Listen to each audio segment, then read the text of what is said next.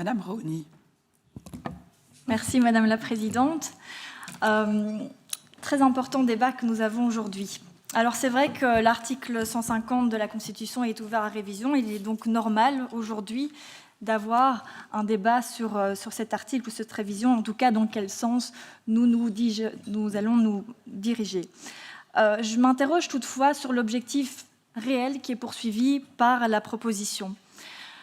Je dis cela parce que la proposition avance toute une série de raisons, en tout cas accuse beaucoup la Cour d'assises de certains griefs, en particulier la complexité des affaires, leur impact néfaste sur les jurés, ce qui rendrait finalement nécessaire le fait de rendre en tout cas d'accorder cette compétence non plus à un jury populaire, mais à des juges professionnels.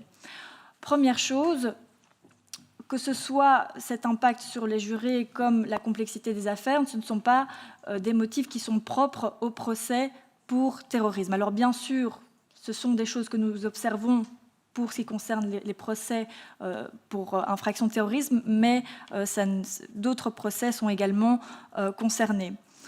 Et puis aussi, lorsque je lis l'exposé des motifs de la proposition de mes collègues de la NVA, je lis en fait davantage une remise en question du jury populaire en tant que tel qu'une dérogation qui ne viserait finalement que les infractions terroristes. Et ça, c'est quelque chose qui me met assez mal à l'aise. Et il suffit pour s'en convaincre de lire le passage suivant. Il est extrêmement difficile pour les juges non professionnels, sans formation juridique, d'adopter une position fondée sur la culpabilité ou l'innocence des prévenus. On vise donc bien la capacité ou non des jurés à se prononcer sur la culpabilité ou non de personnes, que l'on vise les infractions terroristes, que l'on vise d'autres types d'infractions. Et puis aussi, cela contraste avec l'expérience qui nous revient de jurés qui, pour leur toute grande majorité, disent que cette expérience du jury d'assises a été une expérience extrêmement positive qui, dans la grande majorité des cas, les a réconciliés avec la justice et, de manière plus générale, avec l'institution judiciaire. Alors, j'entends que vous vous êtes rendu compte qu'effectivement, vous ne disposeriez pas d'une majorité des 2/3 pour supprimer en tant que telle la cour d'assises. De sorte qu'aujourd'hui, cette proposition ne vise qu'à instaurer une dérogation pour ce qui concerne les crimes terroristes. Là aussi, je m'interroge, puisque, et je sens que certains de mes collègues ont le même ressenti que moi, que l'on vise finalement à répondre au cas particulier des attentats de Bruxelles du 22 mars 2016. Autrement dit, on introduirait une modification substantielle à notre Constitution uniquement pour un cas particulier. Quand bien même il est très important, je ne le remets pas du tout en question. Mais il s'agit en quelque sorte, par conséquent, d'une modification de circonstances. Or, on ne peut pas modifier la Constitution parce que l'on se rend compte que notre État, pour les raisons qui lui appartiennent, éprouve des difficultés à assurer de manière correcte l'organisation de tels procès d'assises ou même que l'État rechigne finalement à investir en termes budgétaires dans l'organisation de ces budgets. Je pense que l'État a une responsabilité dans l'organisation de ces procès et ce n'est pas en modifiant la Constitution, en la vidant de sa substance, que l'on va pouvoir apporter une solution pérenne à ce problème.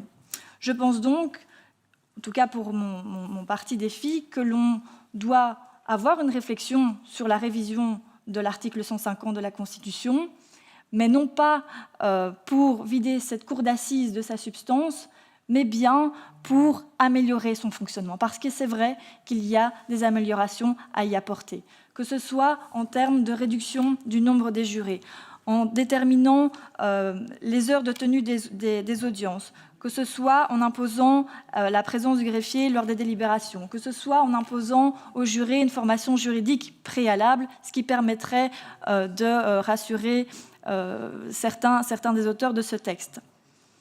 Et donc, toutes ces toutes ces améliorations pourraient, c'est vrai, être apportées dans le cadre non pas d'une révision de la Constitution, mais d'une loi à part entière, d'une proposition de loi. Et vous avez justement avancé l'idée de déposer une proposition de loi qui viserait à organiser d'autres types une autre procédure pour ces crimes terroristes. Alors, s'il était votre volonté, je pense qu'il serait plus qu'opportun de pouvoir analyser simultanément ces deux textes, de sorte que l'on pourrait vérifier que les garanties qui sont aujourd'hui celles du procès d'assises pourraient se retrouver dans cette nouvelle procédure judiciaire propre au propre procès d'assises aujourd'hui. Je pense en particulier à l'oralité des débats, au fait que les dossiers d'instruction soient complets, à la transparence des droits de la défense et des victimes. Vous dites aujourd'hui que c'est votre idée de retrouver ces garanties propres au procès d'assises dans la procédure qui serait créée pour ces procès pour infraction terroriste hors cour d'assises. Très bien, mais vous comprenez qu'on a besoin d'obtenir des garanties par rapport à cela, qu'on ne va pas vider la cour d'assises de sa substance pour après se rendre compte qu'au final, dans la nouvelle procédure qui est créée, ces garanties ne sont pas prévues. Je pense aussi que le jury populaire reste une garantie en soi et qu'elle ne pourra par conséquent pas être prévue dans le cadre de la nouvelle procédure que vous allez éventuellement nous proposer en parallèle. Parce que ce qui me revient beaucoup des personnes qui ont été confrontées à ces procès, c'est que finalement, une décision qui est rendue par 3 juges professionnels et 12 jurés, c'est une décision qui finalement est beaucoup mieux acceptée par les justiciables qu'une décision qui a finalement été rendue par un seul juge. Ça, j'aimerais vraiment que vous en ayez conscience.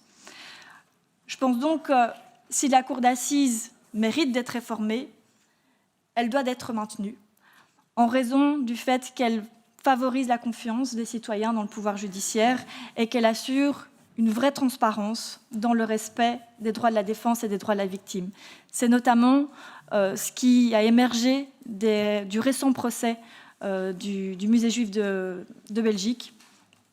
Et ça, c'est vraiment, je pense, aussi un enseignement qu'on doit pouvoir qu'on doit réaliser et qu'on doit garder. Je vous remercie.